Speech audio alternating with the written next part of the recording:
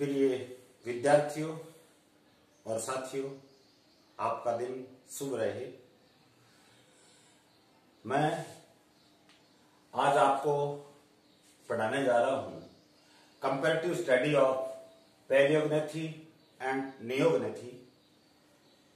Abies के अंदर चार अपन ने दो सब क्लास बनाई थी, जिसमें सब क्लास नियोर्नी थी। सेकंड जो थी उसमें चार सुपर ऑर्डर थे: ओडोंटोग्नेथी, पैलियोग्नेथी, इम्पेनी एंड नियोग्नेथी, जिसमें से अपन आज पैलियोग्नेथी या रेटिटी, नियोग्नेथी या कैरिनेटी के बीच में तो तुलनात्मक अध्ययन करेंगे, कंपैरेटिव स्टडी करेंगे।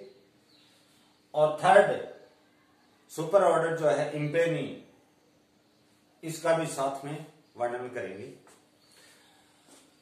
Comparative study of Palaeognathae and Neognathae. Palaeognathae का दूसरा नाम था रेटिटी और नियोग्नेथी का दूसरा नाम बताया था मैंने कैरिनेटी सुपर ऑर्डर्स।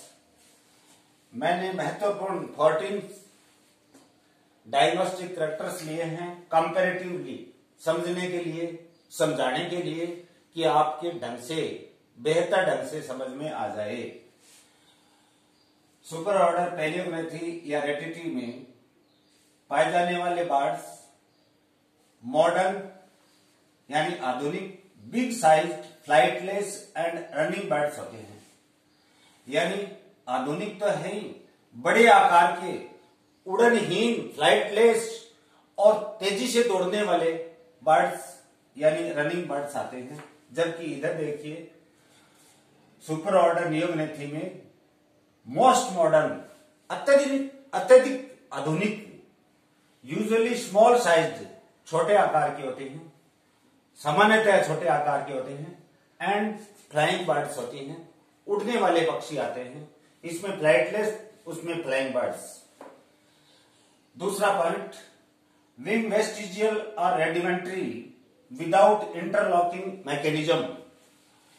विंग्स जो हैं या तो अवशेषी होंगे, वेस्टिजियल होंगे, या रेडिमेंट्री होंगे, उनके चिन्ह जरूर पड़े हुए होंगे।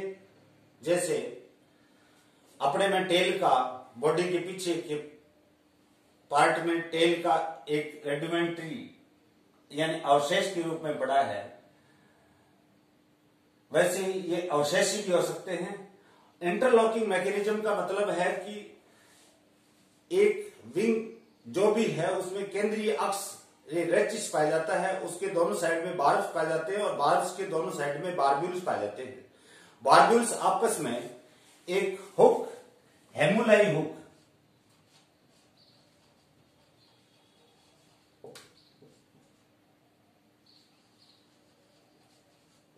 हेमुलाई हुक्स द्वारा आपस में एक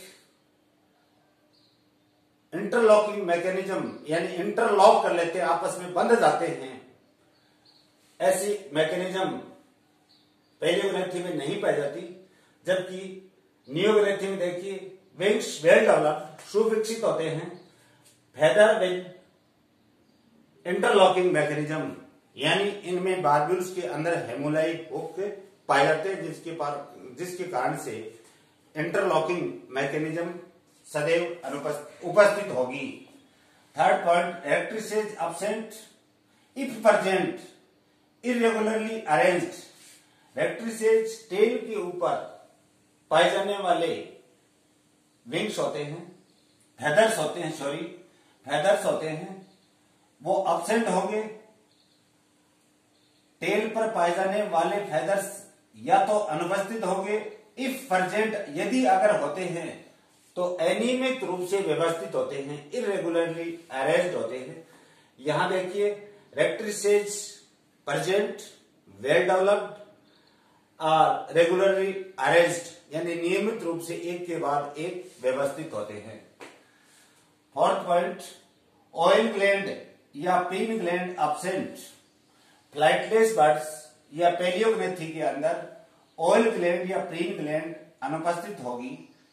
एक्सेप्ट इन टिनामस एंड कीवी, दो पक्षी बर्ड ऐसी हैं टिनामस और कीवी, इनमें प्रीन या ऑयल ग्लैंड पाई जाती है दोनों में। जबकि इधर देखिए नियोगनेथी में ऑयल और preen glands present, always present. और ऑयल और प्रीन ग्लैंड कहां पाई जाती है? टेल के रूट या टेल के बेस पर, टेल के आधार पर पाई जाती है, at the base of tail. Next, fifth, skull sutures remain distinct for long times. खोपड़ियों के बीच में जब खोपड़ियां आपस में खोपड़ी की बोन्स आपस में जुड़ती है तो उनके बीच में कुछ दरारें रह जाती हैं, दरारें दिखाई देती हैं, जिनको सचर या अपन फोनेटिक्स के हिसाब से सचर और वैसे अपन सुचूर बोलते हैं। लंबी अवधि तक ये पाई जाती हैं, जबकि खोपड़ी में पाई जाने वाली हड्डियों के बीच में ये दरारें स्कल सचूर डिसअपियर वेरी अर्ली। पैलियोग्रेथी में तो ये लंबी अवधि तक, नियोग्रेथी में ये सचर्स या दरारें बुरी अवस्था में ही, बहुत शीघ्रती ही अनुपस्थित हो जाती हैं। नेक्स्ट, स्टर्नल कील अब्सेंट। स्टर्नम के ऊपर कॉन्वेक्स या उभारनुमा रचना कील बताई थी, वो जिसमें आकर के लॉन्ग फ्लाइट मसल्स जुड़ती है। इसमें जब ये फ्लाइटलेस बर्ड्स हैं तो इनमें कील की आवश्यकता ही नहीं होगी, तो कील अब्सेंट होगा। अगर होगा तो वेस्टिजियल होगा या राफ्ट लाइक होगा, यानी फ्लैट होगा, चपटा होगा। इसमें स्टर्नम विद वेल डेवलप्ड कील, फ्लाइटेड बर्ड्स के अंदर फ्लाइट मसल्स आकर के जुड़ती है, इसलिए कील सुविकसित होगा और इसके साथ में आकर के लंबी लॉन्ग फ्लाइट मसल्स अटैच होती है। Next point, tail vertebrae free. Tail में पाई जाने वाली लगभग 30 या 30 से अधिक वर्टिब्री जो होती हैं वो स्वतंत्र होती हैं। पाइगोस्टाइल मैंने बताई थी कि लास्ट की टेल में पाई जाने वाली 3 और 4 vertebrae are fuse together and form pygostyle bone. Pygostyle absent होगी या वेस्टिजियल होगी या अवशेषी होगी। इसमें पाइगोस्टाइल नियोग्नेथी में या कैरिनेटी में उपस्थित होगी। Next point, uncinate process are vestigial और अब्सेंट, यानी रिब्स के अंदर बॉडी में विभिन्न क्षेत्रों में पाई जाने वाली thoracic, cervical, thoracic, lumbar region में पाई जाने वाली जो रिब्स होती है, थोरेसिक और सर्वाइकल जो रिब्स होती है, उनके ऊपर पीछे की ओर पोस्टेरियरली कर्वर्ड एक प्रवर्त पाया जाता है, जिसको अंकुश प्रवर्त कहते हैं या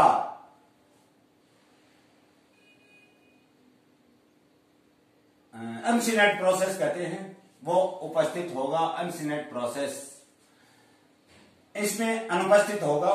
इसमें uncinate process are present on ribs, यानी पसलियों के ऊपर अनसिनेट प्रोसेस पाया जाता है। Next, tail vertebrae free. शरीर के टेल के अंदर 30 या 30 से अधिक जो कॉडल वर्टिब्री या टेल वर्टिब्री पाई जाती हैं वो स्वतंत्र होती हैं। और लास्ट की मैंने आपको बताई थी, जब कैरेक्टरिस्टिक फीचर्स जब पढ़ रहे थे एवीज के या डायग्नोस्टिक फीचर्स जब पढ़ रहे थे, तो उस समय बताया था कि लास्ट की 3 और 4 caudal vertebrae are fuse together and form pygostyle bone, यानी पाइगोस्टाइल बोन 3 या 4 पिछली हड्डियों से, टेल के पिछले किनारे पर पाई जाने वाली हड्डियों से संगलित होकर के एक फ्यूज बोन बनती है, जिसका नाम है पाइगोस्टाइल। इसमें पाइगोस्टाइल या तो अब्सेंट होगी या अवशेषी होगी। इसमें पाइगोस्टाइल उपस्थित होगी नियोग्नेथी में। 9th point, clavicle are small और अब्सेंट। क्लेविकल्स, 2 क्लेविकल, एक इंटरक्लेविकल मिलकर के वी की आकृति की फर्कुला बना रही थी, वो यहाँ पे क्लेविकल जो होती हैं वो छोटी होंगी, इंटरक्लेविकल नहीं होंगी, और यहाँ ये क्लेविकल अपसेट भी हो सकती हैं, लेकिन यहाँ पर clavicles are always well developed and 2 clavicle और एक इंटरक्लेविकल मिलकर के फर्कुला नाम की बोन का निर्माण करते हैं। फर्कुला, FURCULA। नेक्स्ट, इलियम और स्टियम नॉट यूनाइटेड पोस्टीरियरली। इलियम और स्टियम नाम कर की दो बॉन्ड होती हैं वो पश्च भाग से जाकर के नहीं जुड़ती हैं, except in rhea and emu. Rhea और एमू दक्षिण अमेरिका में पाए जाने वाले बर्ड्स हैं। इनमें ये दोनों हड्डियां इलियम और स्टियम फ्यूज्ड होती हैं, जुड़ी हुई होती हैं, पश्च भाग पर जुड़ी हुई होती हैं। जबकि नियोगनेथी के अंदर इलियम और स्टियम यूनाइटेड पोस्टीरियरली। इलियम और स्टियम नाम की दोनों हड्डियां जाकर के पश्च भाग पर जुड़ जाती हैं। Next, pectoral muscles purely developed, क्योंकि फ्लैटलेस होते हैं, उड़नहीन होते हैं, इसलिए पेक्टोरल मसल्स आगे वाली विंग वाली होती हैं, वो या तो बहुत अल्प विकसित होंगी और इनमें पेक्टोरल मसल्स वेल डेवलप्ड होंगी, क्योंकि ये फ्लाइटेड बर्ड्स होती हैं, फ्लाइंग बर्ड्स होती हैं। सिरिक्स अब्सेंट, इसमें सिरिक्स प्रेजेंट। सिरिक्स ट्रेकिया अपने गर्दन में श्वास नली या ट्रेकिया पाया जाता है और इससे फेफड़ों में जाने के लिए दो ब्रोंकस श्वास नलिकाएं निकलती हैं। इनके आधार पर यहां सिरिक्स नाम का एक ऑर्गन होगा जो साउंड प्रोड्यूसिंग ऑर्गन की तरह कार्य करता है। ये मधुर और लयबद्ध ध्वनि उत्पादक यंत्र भी कहलाता है। इनमें अब्सेंट होगा पेलियोग्नेथी में, जबकि नियोग्नेथी में ये वेल डेवलप्ड या सिरिक्स प्रेजेंट होगा।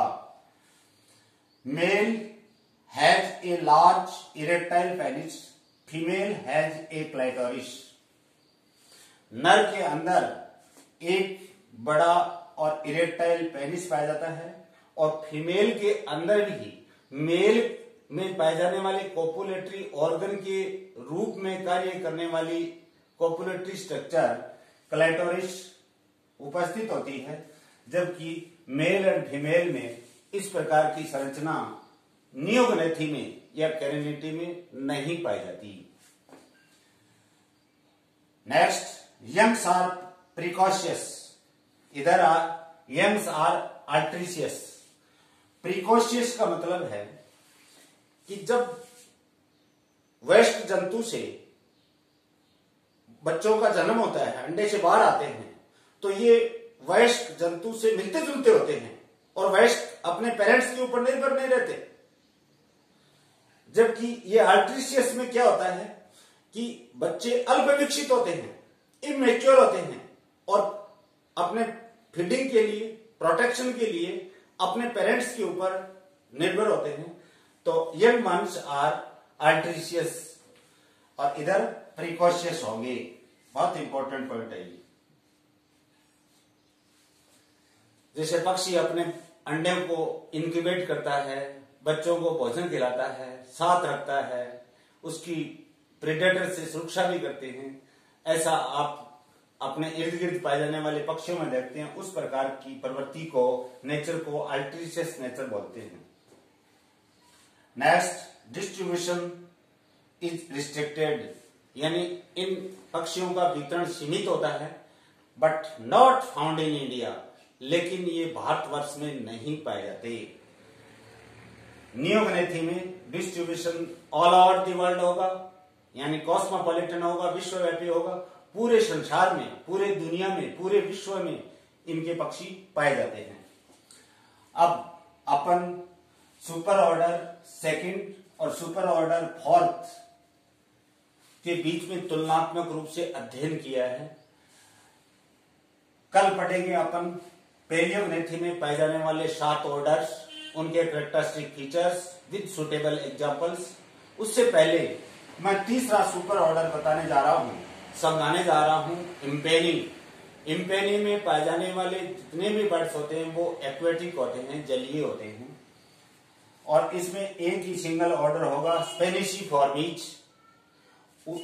स्पेनिशिफॉर्मीज 2 ग्रीक शब्दों से बना है। ग्रीक वर्ड स्पेनिशकस का मतलब है वेज।